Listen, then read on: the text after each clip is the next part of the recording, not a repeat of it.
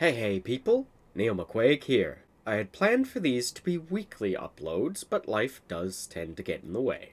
And by life, I mean randomly getting the flu for no discernible reason. But that doesn't matter. Here's my update for weeks 4 and 5 of my capstone project at Mohawk College's game design program, with it currently being week 7 as of time of writing, since we had a design week for week 5 and I got sick for week 6. And it was technically a break week for week 6 as well.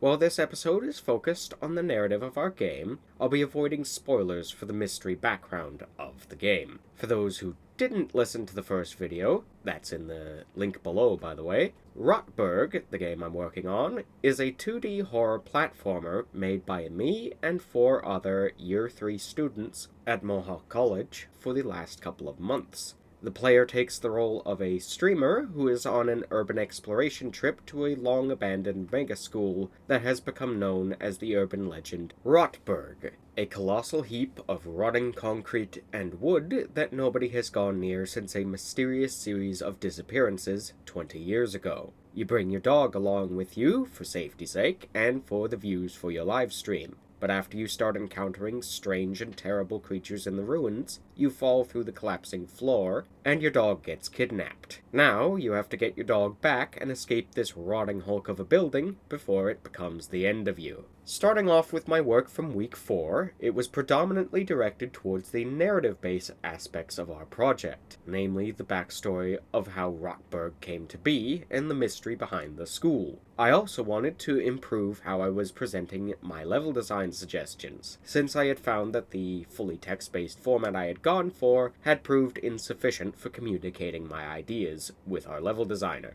Unfortunately, I ran into a heavy writer's block during week 3, which continued into week 4, which necessitated my work being a lot more theoretical and planning than practical pen-to-paper writing for that week. But I did come up with some good research in that time. I needed an inciting incident. I'd already written the build-up to the opening of the school and its initial few opening years, but I needed an actual kickoff for where things went from teetering on the brink of collapse to actually falling apart. That stumped me for quite a while, so I began to do a bit of research on how to rewrite what I'd already done to see if it would give me any ideas on how to proceed forward. The first thing I looked at was Aristotle's Poetics, a very old system of writing that has been thoroughly refined and perfected for making plays. Part of the Poetics is the unity of time, place, and action. To have unity of time, the play should take place within 24 hours. Unity of place mandates that it should take place within one location, and unity of action says that it should have one central plot that everything is based around and works towards furthering. Our game already had these things, with the gameplay taking place in Rotburg during one evening, and the plot following the player trying to get their dog back. So using the poetic system would help me trim off any extra ideas that might cause the gameplay to go off on a tangent. Looking into Aristotle's Poetics led me to my next idea, AV scripts. AV scripts are a filmmaking style of making storyboards to help communicate the writer's plans to the editor. I already made a beat chart in a checklist format to help guide the level designer, but I found that it was insufficient to properly communicate the ideas I'd come up with. An AV script adds a visual component with a rough storyboard of shots for the movie to help the editor get a visual understanding of various scenes.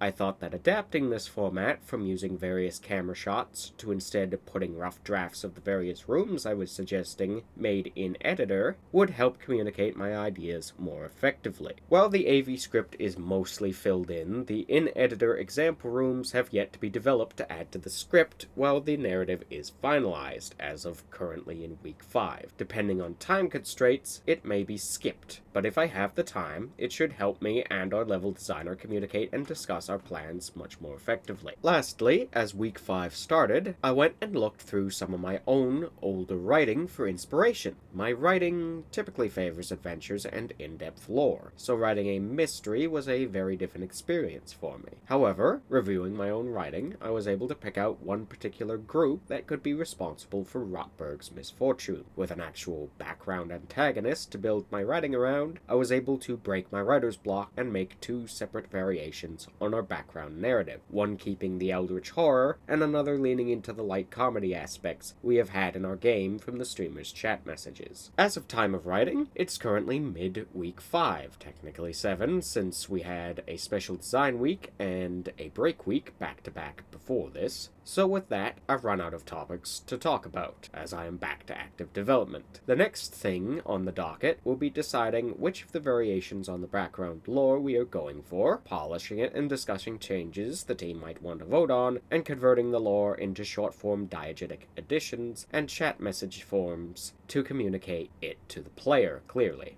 That is all for this episode. I'll see you next time. Thank you for tuning in.